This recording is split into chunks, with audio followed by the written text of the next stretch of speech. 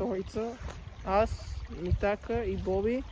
И ще ходим в най-опасните улици на район Нови Искър или по-точно селата Негован, Чепинци, Лукорско, Световачене, Войнеговци и Подгомер. Очаквайте много смях, много забава и пригответе се да загубите около 2200 IQ или 50 мозъчни клетки. Чакайте да ги виждате, мен достатъчно това вижда. Ходихме, намерихме пришеловец, после минахме през едни кучета, сега стигнахме до река. Знаете ли, че може да стигнем до Чепинци? Ние в момента не знаем къде сме, някъде в полето, буквално сме някъде в полето. Така че очаквайте още четвърта част, трета част. Казах, че бъде най-бруталната, но не е най-бруталната, защото има още за изследване. Не позирахме, ще стигнем до река и като изследваме реката ще напишеме чашката. Но този път, наистина, това ще бъде най-брутално 200 IQ. Така че, но вие го нямате, станете с минус IQ. Така че, ай чао! Простоти смори първа част. Бе! Да ходим да ми умрявате котка.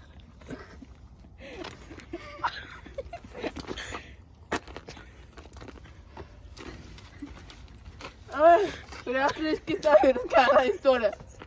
Имало едно време трима умници. Едния се казва Митака, други се казва Боби, трети се казва Мони Каската. Мазна.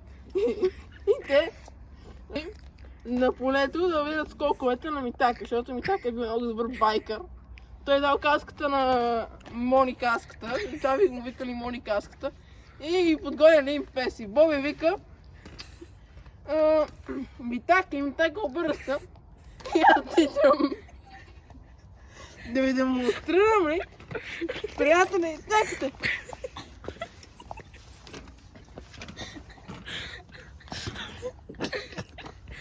Приятели,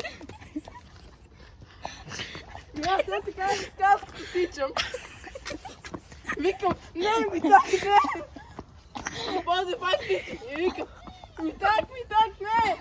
И Боби мина, така напреко, и Боби целият народ се хили за един мотото кутия. Сега това го помня. Когато видите умряла котка, винаги кайте приятелици да това беше Мони с простотиите първа част. Сега, какво стана след това? Само да ви разкажа. Какво стана след това? Скъпи приятели, скрегори и всичко. Не мога да бъда сериозен, не знам аз защо. И после отиваме и по пътя Боби казва, че няма повече кучета. Ни идва Мараска с каса. И аз не гледам куче, Кавказ.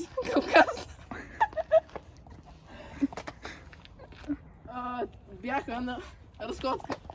И Маран вика, ще имам каска. И аз викам, ти си откача, аз съм Мони Каска, така нямам каска.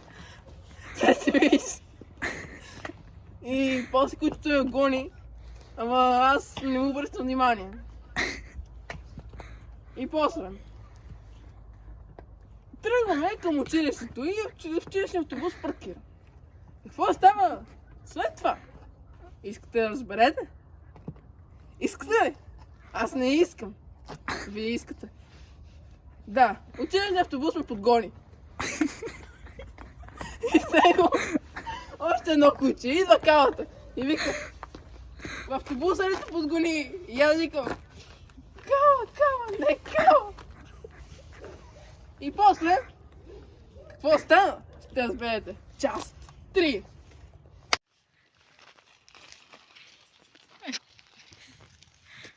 Здравейте, пичове, това е Мони.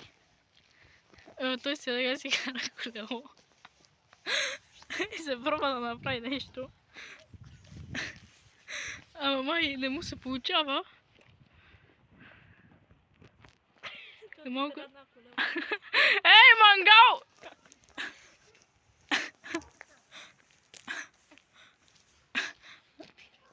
Чове, това леко ми изчупи седалката. Малко прави джики джам, буки буки бам. Нали? И Мони, какво ще кажеш? Нищо. Как нищо? Нищо. И как ще би седалката?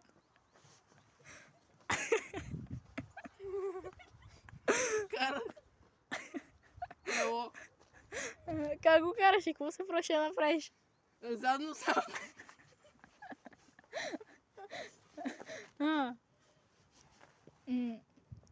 И що се проще да направиш задно салто?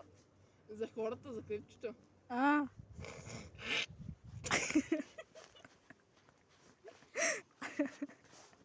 Ами... Добре. Кажеш на нашия клас. Клас, благодаря ви, че гледахте цялата ви тъпотия. Тяка няма да ме набие след това видео. И благодаря ви, че ми гледахте простотията. Сигурен ли си? Цяло тук. Сигурен ли? Боби, тя ще казахте, обаче аз знам.